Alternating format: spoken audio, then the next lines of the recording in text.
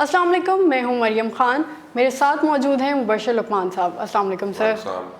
क्या हाल है आपका? मैं ठीक हूँ। आज तो बड़ी खबरें आई हुई हैं आपके पास। जी, और सारी बहुत अहम खबरें हैं। सबसे पहले जो मतीउल्लाह सहाफ़ी हैं, वो नामालूम अफराद ने उन्हें अगवा कर लिया है, तो इसके बारे में आप क्या कहेंगे? आप खुद भी सहाफ़ी हैं। पता नहीं, अब कल मोतीउल्लाह की सुप्रीम कोर्ट में पेशी भी थी और जो है उनके नाकदीन जो है वो और बातें कर रहे हैं, जो उनके हामी हैं वो और बातें कर रहे हैं। ये तो अब इन्वेस्टिगेशन होगी तो पता चलेगा। लेकिन मुझे नहीं अभी तक समझ आई कि उनको अगर कोई ज़ाती कोई रंजिश नहीं है लोगों की तो क्यों उठाएगा कोई। Let's hope he is well and let's wish him well and let's hope कि वो जल्दी आ जाए अपने घर वालों आमीन, के पास। आमीन। सर, उसके बाद हिंदुस्तान और चीन के बारे में हमारे पास न्यूज़ है कि अमरीकी माहिरीन का कहना है कि अगला फ्लैश पॉइंट जो है वो कश्मीर हो सकता है हिंदुस्तान और चीन ये के अमरीकी दरमियान। माहिरीन ने तो आज कहा है ना, हम 3 महीने से ये बात कर रहे हैं, बल्कि 5 महीने से ये बात कर रहे हैं।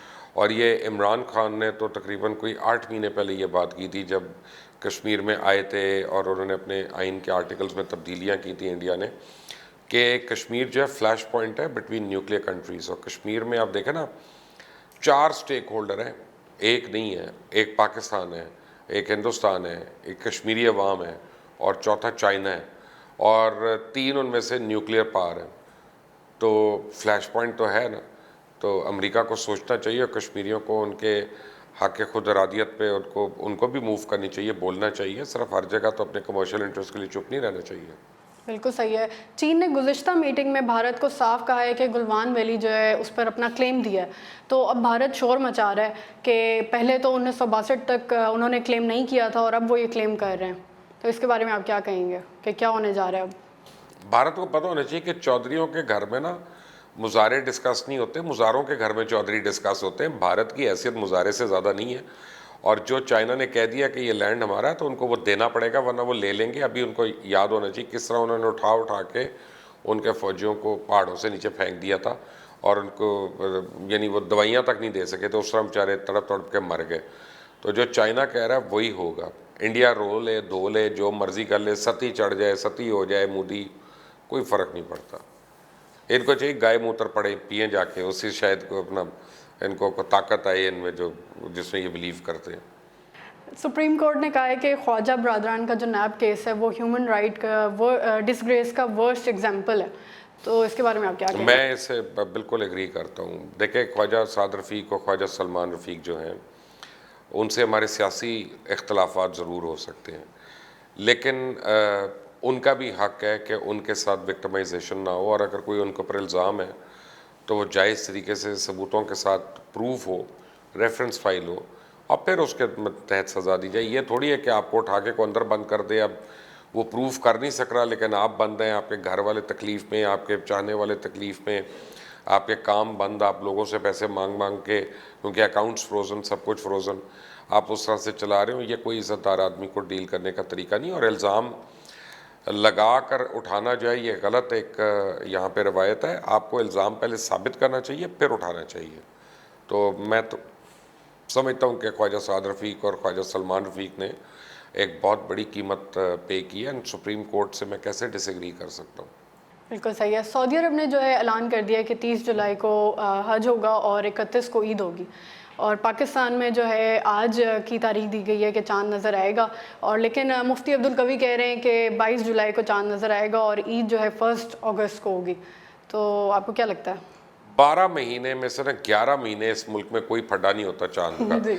और एक महीने में 2 दफ़ा हो जाता है। कमाल का वैसे मुल्क और कमाल की कौम है, और इनको सब्र नहीं आना। साइंटिफिक तरीक़ों से चांद देखा जा सकता है, उसको देख लेना चाहिए। अगले 100 साल का फ़ैसला करके बैठ जाएं और उससे कुछ ज़्यादा फ़र्क नहीं होगा। और अगर मून साइटिंग को ही रखना है तो फिर क़यास रइयाँ बंद कर दें, और जब साइट हो तो तभी बताएं। और फिर हर इलाके को इजाज़त होनी चाहिए कि लाहौर में नज़र नहीं आया तो लाहौर वाले ईद ना करें, कराची में आ गया तो वो कर लें, फिर ये बर्दाश्त करें। देखें, मून साइटिंग के अपने इश्यूज़ हैं, साइंटिफिक कैलेंडर्स के अपनी एडवांटेजेस हैं, और अब ये डिबेट्स ख़त्म होनी चाहिए। 21वीं सदी है, 21वीं सदी के 20 साल हो गए हैं और हम लोग अभी तक वो चांद के इर्द गिर्द ही घूम रहे हैं, जबकि अब यूएई का मिशन जो है मरीख भी जा चुका है। बिल्कुल। और बाय द वे, मैंने ये मेंशन करना था कि दुख मुझे इस बात का है कि पाकिस्तान की गवर्नमेंट ने ऑफिशियली, फॉरेन ऑफिस ने या हमारी साइंस एंड टेक्नोलॉजी की वजारत ने यूएई को कॉन्ग्रेचुलेट नहीं किया। और जबकि आप इंडिया को देखें तो वो कितना ज़्यादा उनको मैसेजेस दे रहे हैं और उनको उठा रहे हैं, उनका मीडिया उनको उठा रहा है। हम लोगों ने पता नहीं कोई अड्डा लगाया हुआ है। यूएई में बड़ी इश्यूज हो सकते हैं, लेकिन बहरहाल हमारे वो हमसाया मुल्क है, हमारे बरादर मुल्क हैं, और एक अचीवमेंट है एक मुसलमान मुल्क की अगर वो ये करते हैं। It can not be undermined, और उसको हमें कॉन्ग्रेचुलेट करना चाहिए, और हमारे वजारत ख़ारजा को, प्राइम मिनिस्टर को, सबको करना चाहिए कॉन्ग्रेचुलेट। सर, इस्लामाबाद के रिहायशी इलाकों में जो मवेशी मंडियां हैं और जानवरों की ख़रीदो फ़रोख्त पर पाबंदी लगा दी गई है, तो इसके बारे में आप क्या कहेंगे कि ये फ़ैसला ठीक है या नहीं? नहीं तो फिर इज्तिहाद करा के कुर्बानी पे भी पाबंदी लगा ही देना एक दफ़ा, क्योंकि ये कुर्बानी हम तो बता रहे हैं लोगों को, ये सुन्नत इब्राहीम है, ये फ़र्ज़ नहीं है हर एक के ऊपर। जिस तरह हमने बेचारों ने सब ने अपने ऊपर किया हुआ है, फ़र्ज़ उसके ऊपर है कुर्बानी जो हज कर रहा है, और जो हज नहीं कर रहा वो बेसिकली सुन्नत इब्राहीम को पूरा कर रहा है। सुन्नत का मतलब सुन्नत है, वो फ़र्ज़ नहीं है। और आप समझें कि ये सदका कह लें, इसको सुन्नत कह लें, जो है तो सुन्नत ना बेसिकली, तो इसको उसी तरह से लेना चाहिए। और एक साल अगर कुर्बानी नहीं होती तो कोई प्रॉब्लम नहीं होती, लेकिन हमें इसको कोविड-19 को बचाना है, और इसकी मवेशी मंडियाँ जो हैं उससे जो प्रॉब्लम्स पैदा हो सकते हैं पोटेंशली, वो भी हमें पता है। कल भी अब 41 अमवात हुई हैं कोविड-19 से, वो अभी कम लग रही हैं बहुत, लेकिन ज़ीरो होनी चाहिए ना, हमें ख़त्म करना चाहिए ना अब कोविड को, और आगे निकलना चाहिए। उम्मीद कर सकते हैं। ऑक्सफोर्ड यूनिवर्सिटी की कोरोना वैक्सीन जो है उसके नताइज बहुत अच्छे आ रहे हैं और वो जल्द आने की उसकी उम्मीद है, लेकिन जबकि रूस ने भी कहा है कि वो इस साल जो है वैक्सीन निकाल लेगी, और अपने गैर मुल्की पार्टनर्स के साथ 20 करोड़ डोजेस बनाने का उसने वादा किया है। तो कौन लग रहा है आपको पहले पता नहीं कौन पहले करता है, क्योंकि मुझे ये लग रहा है कि कोविड-19 जो है ना, इसकी कोई पेनिसिलिन की तरह की तो वैक्सीन बड़ा मुश्किल है। Penicillin was a wonder drug, लेकिन उसके बाद मुझे नहीं पता कितनी वंडर ड्रग्स और आई हैं। अभी कई ऐसे फ्लूज़ हैं, जैसे सार्स है, जैसे एबोला है, और हैं, उनके तो अभी तक कोई वैक्सीन नहीं आई। HIV का कोई वैक्सीन नहीं आया, हालांकि कितने सालों से चल रहा है। मेरा ख्याल है 22-23 साल का था जब पहली बारी HIV और एड्स जो था वो सामने आना शुरू हुआ था, तो अभी तक उसका कोई वैक्सीन नहीं आया। सो ये वैक्सीन आने में, इसके क्लेम्स होने में और इसकी इफ़ादियत होने में तो ज़मीन आसमान का फ़र्क है। और यूजुअली हमने देखा है, जो मेडिकल साइंटिस्ट हमें बताते हैं कि वैक्सीन 3rd जनरेशन जो है वो आके कारआमद होती है। 1st जनरेशन वैक्सीन जो है ना, वो एक वाइड एक्सपेरिमेंट होता है। तो जब वो 3rd जनरेशन तक आएंगे और वो कारआमद होगी, और फिर वो कितने में दस्तयाब होती है गरीब ममालिक को, यानी पाकिस्तान में अगर 22 करोड़ लोग हैं तो कैसे वो 2000 रुपये की वैक्सीन जो है वो करवा सकते हैं। तो आई होप इसकी दवाइयाँ बन जाएं, जैसे कफ सिरप होता है, ये होता है कि उससे क्योर होना ईज़िली अवेलेबल हो और वो सस्ती भी हो लोगों के लिए, वरना हर हुकूमत के ऊपर बड़ा पोटेंशली एक मसला बन जाएगा कि कितने की सिर्फ वैक्सीन इंपोर्ट करने पे लगा दे, प्रेशर भी आ जाएगा। तो अच्छा है ना, अगर ज़्यादा मुल्क बना लेते हैं तो फिर उसकी प्राइस रिड्यूस होगी मार्केट कंपटीशन में। बिल्कुल सही है। PTA ने जो है PUBG के बाद अब बीगो लाइव एक ऐप है और टिकटॉक को भी वार्निंग दे दी है बैन करने के लिए, तो इसके बारे में आप क्या कहेंगे कि ये ऐप्स जो हैं बहुत ज़्यादा पाकिस्तान में हिट भी हैं और अब जो है आहिस्ता आहिस्ता बैन हो रही है? PTA के जो DG है ना या चेयरमैन है, मेरा ख्याल है उनको खेलनी नहीं आती कोई गेम, या उनको पता नहीं है ये ऐप्स क्या कर सकती क्या नहीं कर सकती। इस वक्त हम हर चीज़ को बंद करने पे लग जाते हैं, हम उस चीज़ को सेफ़ नहीं कर सकते, हम उसको बेहतर नहीं कर सकते। PTA ने खुद तो आज तक कोई ऐप बनाई नहीं है, मुझे नहीं पता इनकी अपनी भी ऐप है कि नहीं अपने इदारे के बारे में, मुझे नहीं पता। दूसरों को बंद करने की धमकियां देते रहते हैं, जबकि आपकी यूथ जो है वो इसमें इन्वॉल्व है। इसको अगर आप सही तरह चैनलाइज करती हैं तो यूथ को बड़ी अच्छी तरह आप एजुकेट भी कर सकती हैं, मैसेजेस भी दे सकती हैं। गेमिंग वगैरह जो होती है इसमें कोई इश्यूज़ इतने नहीं होने चाहिए। मैंने खुद PUBG के ख़िलाफ़ तो बोला है, लेकिन मेरे अपने बच्चे मुझे कहते हैं कि गलत बोला है। वो कहते हैं जी हमने खेली है PUBG और हम 1 घंटे से ज़्यादा नहीं खेलते। अब जो सुसाइड्स हुई हैं वो उसकी वजूहात कुछ और थी उन बच्चों की, उनके पहले से प्रॉब्लम चल रहे थे, एग्ज़ाम में फेलियर्स थे, व्हाटएवर। इसमें ये भी एक राय दी जाती है कि सुसाइड्स तो और रेशोज भी होती है, लोग प्रेशर, पढ़ाई के प्रेशर से भी बच्चे सुसाइड कर लेते हैं, तो पढ़ाई तो बैन नहीं कर सकते। वैसे अगर मैं होता आजकल के ज़माने का स्टूडेंट तो मैं तो भाग जाता कहीं पढ़ाई से। ये जिस तरह की बेतुकी पढ़ाई हम अपने बच्चों को पढ़ा रहे हैं और लोडर के हिसाब से हम उनको ट्रेन कर रहे हैं कि कितने किलो वज़न उठा लें वो किताबों का। लेकिन यह है कि मेरा नहीं ख्याल कि ये ऐप्स बैन होनी चाहिए, और मेरा ख्याल है कि ऐप्स तो और आती रहेंगी। आप उनको यूज़ करें, उनको अपने लिए सेफ करें। आप कैसे वो करते हैं वो लाए अमल तैयार करें।